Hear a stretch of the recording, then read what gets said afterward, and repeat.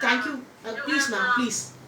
you have very well analyzed and researched over the Disaster Management Act. Thank you, I ma'am. just want to ask the question related to the provisions for delegated legislation Okay, which ma'am. are made under this enactment. Yes. You must have read Section 10, for instance, Yes, ma'am. of the Disaster Management Act, Okay, ma'am. which is delegating lot of power to the Ministry of Health and Family Welfare. Yes, ma'am. And also under Section 33 and 34, even the power can be invoked by the local authorities, local administration. Yes, ma'am. So don't you think that this is too much of delegation of legislative power or rule-making power over the administrative authority? What is your take on that as a result Yes, of ma'am. this research? I would now give 2 points for this, ma'am. As to the first aspect, I would say that the Disaster Management Act, which came in 2005, and the revised bill which we saw in 2019, itself shows that there was a gap in the action plan. So only we had the 2019 to face, because in 2015 the Chennai floods was one of the big example, because that flood was 5 years within the flood that earlier took place, and with the people's efforts and with the government's effort, we were able to overcome things. But these are all temporary in nature.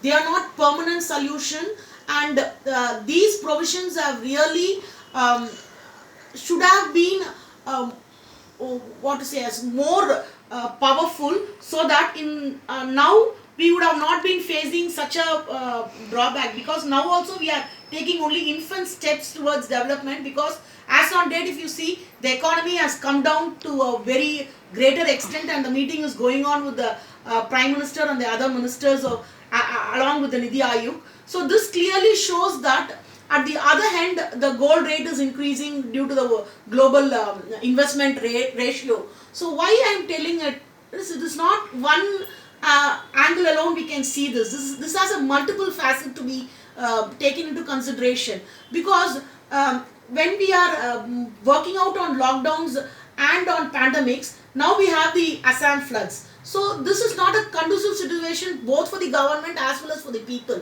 because our population is more larger in number in only in the rural areas, and it is not, we are a developing nation, and our population strength or the number is very huge.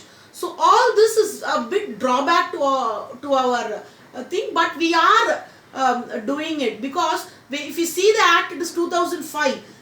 If we have really worked on the preparation, mitigation and the preparedness, I think this situation would have been dealt even in a much better situation. So that is my view, ma'am.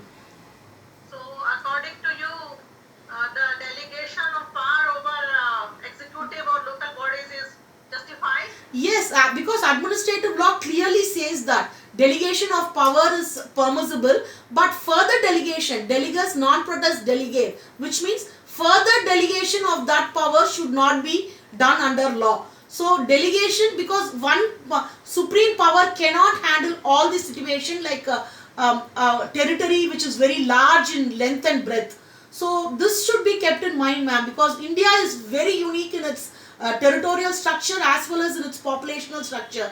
So considering all this, the government has taken its steps, but it could have been much better if it has gone on and worked out from the beginning itself.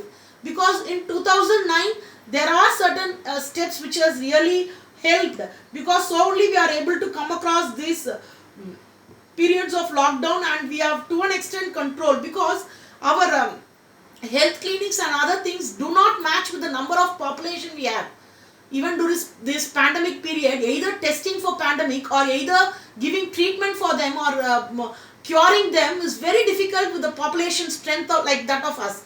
So our government has taken lots of efforts. They have gone for alternative medicines because we are very strong in our roots. So they have gone in for our alternative medicines, and they are doing much more. Best example is the state of Kerala, ma'am. There they were the first to communicate this disease, but not offending them, but they were the first in role to communicate this disease. But if you see the death rate and the infectious rate, they reduced it due to their Ayurveda treatments. So that was an appreciable one. So the central government came up with a combination of both allopathy and our native medicines. So this is one welcoming move which they did, ma'am, and that is an appreciable one, and it is really working out as well. Or else the situation would have gone worst as in UK or in USA. If Maharashtra would have obeyed the central government, Maharashtra would not be facing such problems because they had the floods the last week. So all this to be considered, ma'am, because these are best live examples which we should learn from and we should rectify it from. So only I am saying there must be robust solutions so that it would help the people at the large. Thank you, ma'am. Thank you so much. Thank you, ma'am. The fifth presenter is Mr. Shyamchandra